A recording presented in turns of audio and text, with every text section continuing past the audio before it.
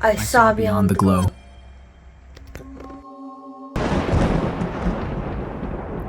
Pumpkin patches, hay rides, farm-to-table dinners. It's all supposed to be harmless fun. But this year's harvest, it's taking more than it gives. People think working at a corn maze is fun. It kinda isn't. It's itchy, it's loud, and it smells like wet hay and kids burping up apple cider all day long. I'm 17, and this was supposed to be an easy paycheck. My job was just stand at the gate, tear tickets, smile, and say, "Have fun getting lost," over and over and over again, all day. And then radio the other attendants, keeping a head count. At the end of the night, we compared notes. This many people went in, this many people came out. Nobody got lost, and nobody got sued. That's how it was supposed to go. And for a while, it did. I work at the Hollow Fields corn maze. It was a family experience built on an old farm that had been near to bankruptcy for years until somebody realized that people would pay money to get scared when they went out to get their Halloween pumpkins. During the day, it was all squealing toddlers and pumpkin photo ops. At night, it was teenagers daring each other not to scream, and couples making out in the hay. I got really good at my lines. No, it's not really haunted. Yes, there's an emergency exit halfway through, in case you get tired of it. No, I can't come rescue your boyfriend. This is what you signed up for. Yeah, it really is haunted. You don't want to be here after dark. Mostly, I just counted. I had a clipboard, a clicker counter, and a radio that usually worked if you stood in the right spot and prayed. The first time the numbers didn't add up, I thought I was the one that screwed up the math. A family of 5 went in, and only 4 people came out. I looked again, convinced that maybe I'd just missed someone. The dad smiled and thanked me, and then went off to load his kids into their SUV. They drove off before I could ask if Grandma had decided to camp out in the corn maze. The next night, it was a group of college kids. 6 in, 5 out. The ones who came out were pale and quiet, like they'd been told bad news, but they hadn't been able to process it yet. "Hey," I asked one of them, "weren't there 6 of you?" She blinked at me. "No, just us." They got into a car with 6 seats and drove away with 1 empty. I started paying attention after that. A couple entered, holding hands and laughing. 20 minutes later, only the lady came out, grinning like nothing had happened. When I asked if her boyfriend had gotten lost, she looked at me like I was insulting her, and she just walked away. My stomach went cold, and I called over the radio, "Hey, maze check 1, you got a solo guy in a blue jacket?" Static. No response. Then, through the crackle, there was a voice.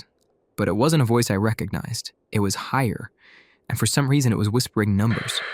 12, 13, 14. I clicked my counter. I was at 22. I figured it was one of the guys in the maze out there trying to throw off my numbers and screw me up. That night, I talked to the manager, Gretchen, and she said I was overthinking it. People cut through the side field all the time. There's gaps in the fence. Don't make it into something creepy. Except there weren't really gaps in the fence. I checked. The fence was really solid for a quarter mile in each direction. There was only 1 gate, 1 way and 1 out. You'd have to be really determined or willing to walk a really long way to get in from the side. And sometimes, when we were close to closing and there wasn't supposed to be anybody out there anymore, I'd hear footsteps. Heavy ones. One night, the floodlights flickered. Gretchen told us to pack up early. "Power issues," she said, sipping her coffee. "See you all tomorrow." Everybody was clocking out. I was still closing up my station, double-checking the trash cans. My radio was dead and I was running behind, but the lights were still on in the crew area. And that's when I saw the other crew. There were 6 of them, walking from the maintenance barn towards the maze. They weren't in uniforms exactly, but they were all wearing brown coveralls, and they had kind of burlap hoods over their heads. They weren't really masks, but their faces were hidden by the shadows. And they carried flashlights that they weren't really shining, they were more glowing a dull orange. And some of them had tools that looked kind of like shepherd hooks, or, I don't know, old harvesting scythes? A small version of what you see the Grim Reaper carrying in cartoons. Anyways, it was weird. They didn't talk. I heard sort of a humming sound from some of them, low and even and kind of rhythmic. It made my teeth ache, to be honest, but I've kind of figured I'd just eaten too much sugar that day. And then I realized it was almost October, and the haunted maze attraction thing was going to be opening next week. So these guys were probably there rehearsing or setting things up for that stuff. Still, we'd just been told to go home because they were having power issues, so it was kind of weird that they were here. One of them stopped and looked straight at me, and I kind of froze. He tilted his head like he was listening to something. "You're not supposed to see us," he said. And his voice was muffled, like he was talking through a mask. It made me wonder what was under the hood. Slowly, the others, one by one, they turned their heads in the same motion. And then all of them stepped into the maze. They didn't walk through the opening, they just went right in, walking through the corn stalks, which honestly was weird because we were explicitly told not to do that, and we'd even kicked a few people out for doing that exact thing. So you'd think that these guys would know better. I went back to the ticket booth, went inside, grabbed the radio. "Gretchen, are you there?" Static. "Maze 1? Maze 2? Anybody out there?" That weird voice was still there, but nobody else. It was still whispering. 34, 35, 36.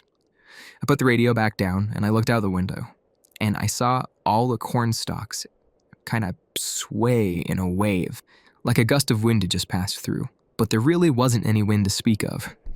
And then I saw a shape out along the back fence. It was dark out there. I mean, it was a shadow amongst shadows. But it was tall and uneven, and kind of like a person, but like a person made out of sticks that was trying to remember how to walk. It kept moving back further, and eventually it moved out of sight, and everything got quiet.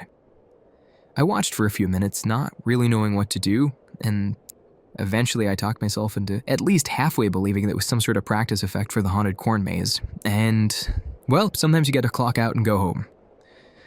I was admittedly spooked, but I wasn't going to quit. Maybe that sounds stupid now, but, minimum wage. Sometimes you don't have a lot of options. The next morning, Gretchen greeted me like nothing had happened. "We're expecting record attendance today." "Did anybody come in here late after close?" I asked. "Just you," she said. I checked the clipboard. The log said 312 guests had entered. 312 guests had exited. Perfect symmetry. But the handwriting wasn't mine. "Hey, who rewrote my numbers?" She looked him over. "You must have corrected him. Good job." But I didn't. She was already walking away. That afternoon, there were new scarecrows along the fence line. We'd only had a couple before, and I think there were 7 or 8 now. And unlike the old ones, which had old farmers' clothes and antique-looking stuff, these were real modern clothes. There was a kid's jacket, a college hoodie, a blue denim vest that I could swear looked like one I'd lost at work about a week before. I was really getting suspicious at this point. Something felt off, and I started watching everything. The numbers were definitely wrong. I don't care what the paper said. Something wasn't right. I started keeping my own tally on my phone, separate from the clipboard. And yeah, the counts didn't match. Sometimes by 1 or 2, and sometimes by more. Every morning when I came in, though, the logbook would be corrected in handwriting that wasn't mine. Perfect symmetry, every single time. On my lunch break yesterday, I took a photo of the tally sheet before I left the booth. I wanted proof, something to show Gretchen, or at least to be able to convince myself that I wasn't losing it. And then I decided to be nosy. I'd been thinking about those guys in the brown coveralls all week, how they didn't really match anything else about the place. We're supposed to be family friendly, pumpkins, hay bales, Cordy jokes, not whatever the heck that was. So, still having 20 minutes left of my lunch, I walked over to the storage bar where they keep everything for the haunted attraction nights that were starting next week. I figured maybe I'd see those coveralls and tools and something would start to make sense. I opened the door, and no, it was plastic skeletons, rubber bats hanging from fishing line. Cheap witch costumes still in the packaging, scarecrow props still in the plastic wrapping from the manufacturer. Everything was bright and obviously fake, the kind of stuff that glows under blacklight. Nothing folk horror, no brown burlap, no scythes or shepherd hooks. And no giant stickman thing. It didn't match up at all. I was spooked now, so I was the first one to clock out that night. I got to my car, hands shaking on the wheel, and I drove home. And that was yesterday. I'm supposed to work tonight. My shift starts in 3 hours. Right now, I don't know if I'm going back. Maybe I'm just being paranoid, but those guys, maybe they were from a different company, doing setup or something that Gretchen just didn't want to tell us about. They want to scare people, so maybe they're trying to keep some surprises. And maybe the numbers are off because people really are cutting through the field and I'm just bad at counting. But I can't stop thinking about that voice on the radio and the perfect handwriting that keeps correcting my math in the logbook. The way those figures moved into the corner. So I'm asking myself, am I overthinking this? Should I just go back to work? Or do I quit and not go back? I don't really know what to do.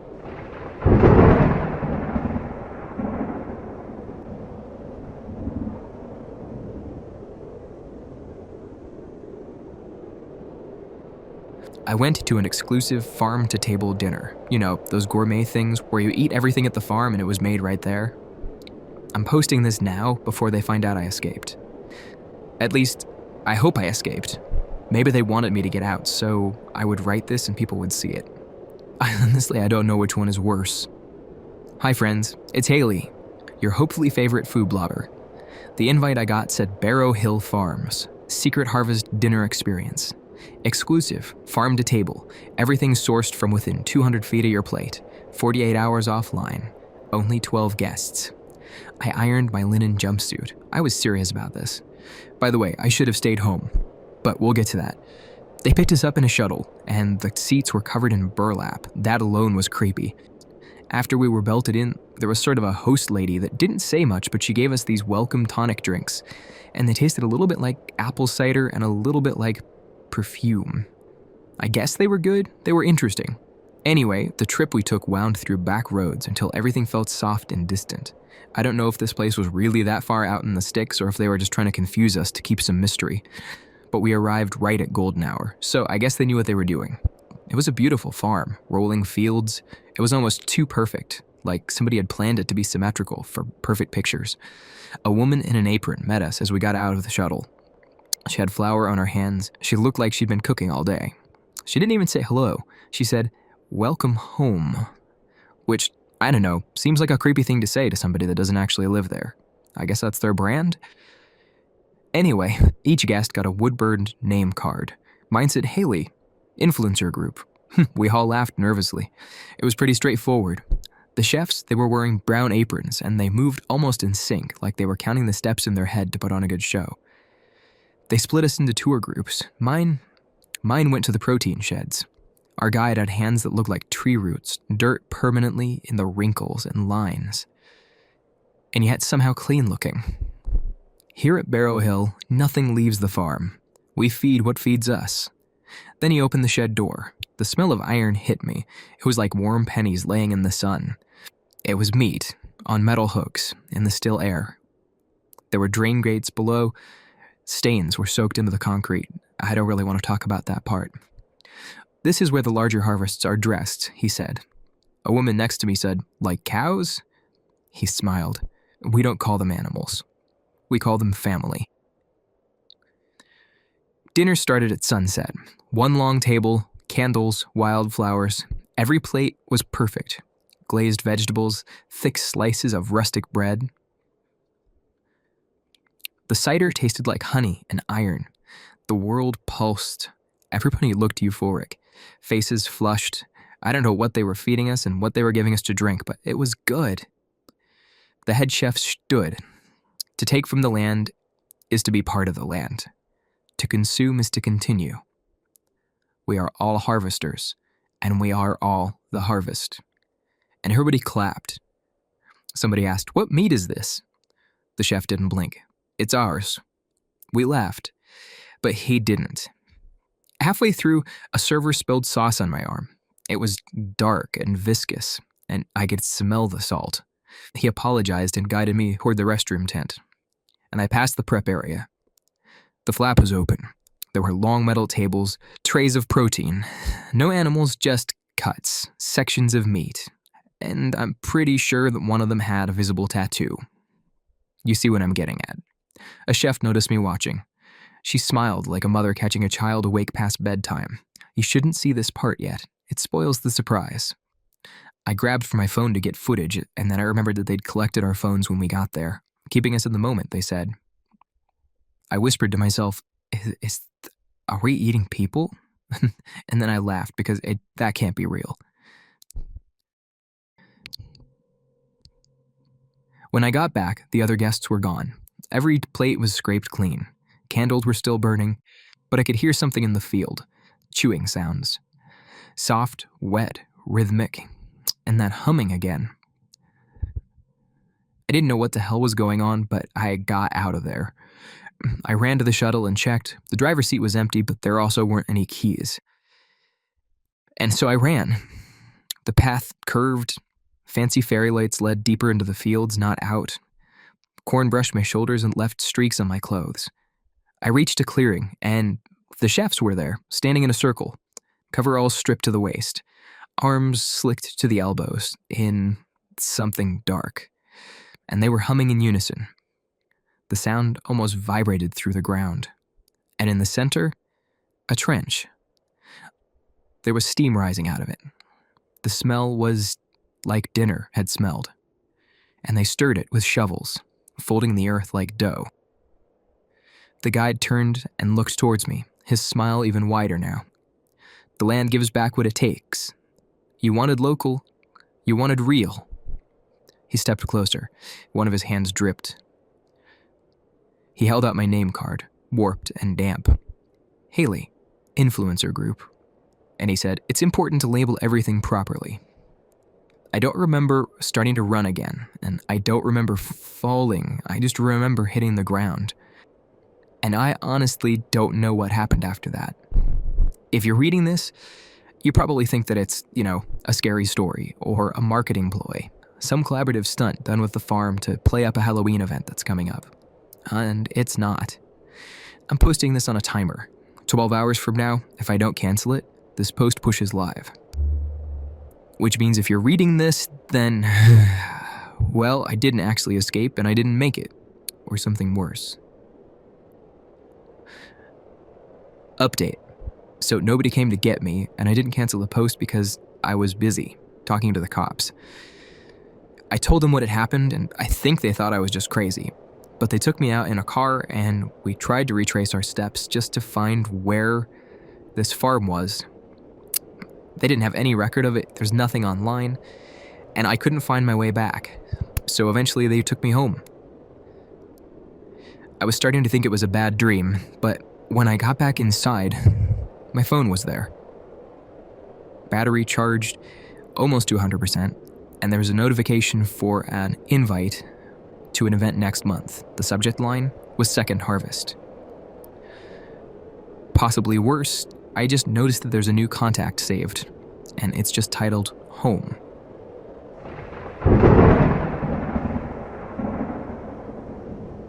It's an urgent announcement. If you can still hear this broadcast, please like and subscribe. This may be our last chance.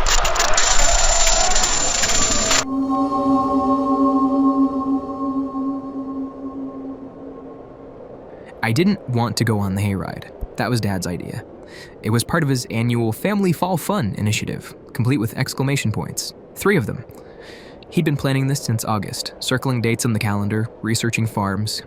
We'll do the maze, the hayride, the bonfire, he said. Photo by the big tractor. I gave him a look and said, I'm not posing with the farm equipment. My mom turned around in the passenger seat, smiling, and told me to humor him. By the time we all got to the farm, the sun had bled out behind the hills and the parking lot was full. The air smelled like diesel, cinnamon, and straw. Kids darted between booths, Edison bulbs glowed overhead, and scarecrows stood all along the fence, heads bowed. Dad jogged over to the ticket booth, bought the Super Harvest combo, and came back beaming with paper wristbands. Hayride first, he said. Let's set the tone. I rolled my eyes for form's sake, but honestly, the hayride sounded fine. Better than the corn maze, anyway.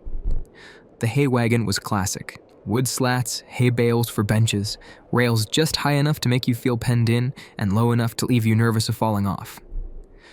There were 12 of us total in our wagon. My parents and me, a couple on a date, a guy with a sleeping toddler, 3 older ladies in matching leaf print scarves, 2 teenage witches, the cozy kind, not the scary kind, and a man sitting alone with folded hands. A kid in denim overalls climbed onto the tailgate. Welcome, folks. Quick rules. Stay seated, don't grab the actors, and whatever you do, don't get off the wagon. If you drop your phone, it lives here now. His grin was wide, but his eyes kept moving over us, like he was counting, maybe. The tractor coughed to life, lurched, and then pulled us forward down a dirt path into the dark. Scene 1. Scarecrow Row. Corn hemmed us in on both sides, tall as houses. The first tableau appeared, scarecrows in flannel, frozen around a radio crooning a scratchy old country song. The same lyric repeated, over and over. One scarecrow's head twitched when we passed. Dad elbowed me, whispering loudly, "See, what a great effect!" I nodded, but the kid with overalls was frowning at something behind us. He tapped the tractor driver's shoulder and pointed. The driver didn't look, just shrugged him off. Behind us, the man who'd been sitting alone was gone. His spot on the hay was still compressed. "Hey," I said, "where'd that guy go?" Mom frowned. "What guy?" "The one sitting," she smiled, distractedly. "Look at the lighting. Maybe you could work here someday as a part-time job." Everybody laughed politely, except the kid in overalls. He looked pale. Scene 2, the Barnyard Massacre. A fake barn appeared, splattered in red paint. Actors with rubber axes jumped out, roaring. There were witches in the background, shrieking, and they sounded like they were recorded. They probably said the line so many times it was getting repetitive. One scarecrow was tied to the fence with real rope. It turned its head, but this time it didn't look mechanical. "Part of the show," someone said. The scarecrow wore a dark jacket, hands folded across its chest. The kid in the overall saw it too. His lips moved, silent counting again. "Hey," I said, "what's going on?" He didn't answer. His hands gripped the rail. We hit a rut and the wagon bounced, and when I looked back, one of the witches was gone. Her friend blinked, confused. She just moved to the other side," she muttered. The crowd nodded along, and the kid's knuckles were white. Scene 3, the woods. Fog machines pumped white breath between the trees. Shapes moved beside us. Farmhands with burlap basks, walking just slow enough to match our speed. The kid climbed halfway onto the rail, scanning the corn. "Driver," he yelled, "stop the wagon." The driver turned his head slightly. "Stay seated, we're on schedule." The kid yelled again, "Something's wrong."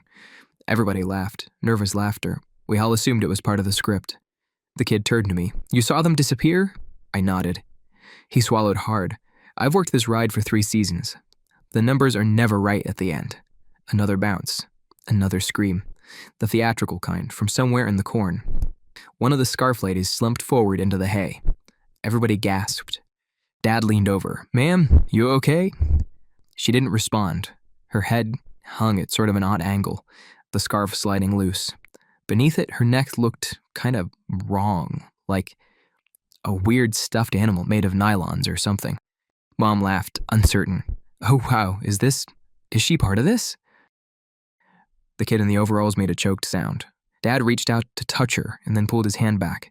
"That makeup is incredible." Scene 4, the bridge. We rumbled onto a wooden bridge, over a ditch of black water. Something moved underneath. A thrashing sound, wet and steady. The driver slowed. "Almost there, folks." The kid jumped off the back of the wagon. "Hey," I yelled, "you said not to get off." He stumbled to the edge of the bridge, flashlight shaking. I saw his face in the beam of light. It was pure terror. "What is it?" I called. He aimed the light down, and I caught a glimpse. Shapes wedged between the supports, bound and sagging. One still had bright hair, and another still wore a scarf. The kid backed away. "Oh God, there's still..." The tractor engine roared, and the Wagon lurched forward. "Sit down," the driver barked. "We're moving." "Stop," I shouted. "The ride attendant didn't get back on yet." Nobody else reacted. Mom smiled faintly, eyes kind of unfocused. "Such good actors," she said. The wagon left the kid behind. Scene 5, the finale. A clearing opened before us, and it was lit with red stage lights. Another fake farmhouse, animatronic pigs, and the hero scarecrow on a crossbeam. This time the prop moved before the lights even got to it. The kid was gone, but the driver didn't look back. The scarecrow lifted its head, slow as dawn. The chains fell away on their own, and the burlap looked damp, like it was sagging inward. Something dark stained the fabric on its chest. It climbed down, one deliberate step at a time, until it reached the wagon. The driver stared straight ahead, humming the same country lyric from the first scene, over and over again. The thing placed both hands on the rail. I saw straw poking from the seams, and beneath that, it was just dark. "Don't break character," Dad whispered, impressed. I laughed, a sharp broken sound that I almost didn't recognize. The scarecrow leaned in until its burlap forehead nearly touched mine. I could see shapes pressing from inside, a mouth forming where there shouldn't be one. "Your turn," it whispered. I screamed, but nobody else did. Scene 6, back at the farm stand. The lights of the farm came into view, and the driver pulled up and parked. "That's the ride," he called out, too loud. "Hope you had fun. Cider's to your right, Maze is straight ahead." People laughed, collected their phones, and started to get off. The remaining witch said, "I swear she was here a second ago," but her voice was distracted. Dad hopped down, stretching. What a show! The kid in the overalls wasn't there to wave us off. I looked back at the path, and a new scarecrow stood at the edge of the corn, overalls bright in the moonlight, straw spilling from the sleeves. 3 more figures hung behind it, one with bright hair, one in a scarf, one in a dark jacket. The driver revved up the tractor and started forward to collect the next group. Dad handed me a cup of cider. "See? Harmless fun." "Yeah," I said, staring back at the scarecrows. Steam curled from the cup. It smelled like sugar and smoke and something that wasn't so festive, but I couldn't really put my finger on it. I took a sip anyway. Sometimes, when I can't sleep at night, These are the stories that I find.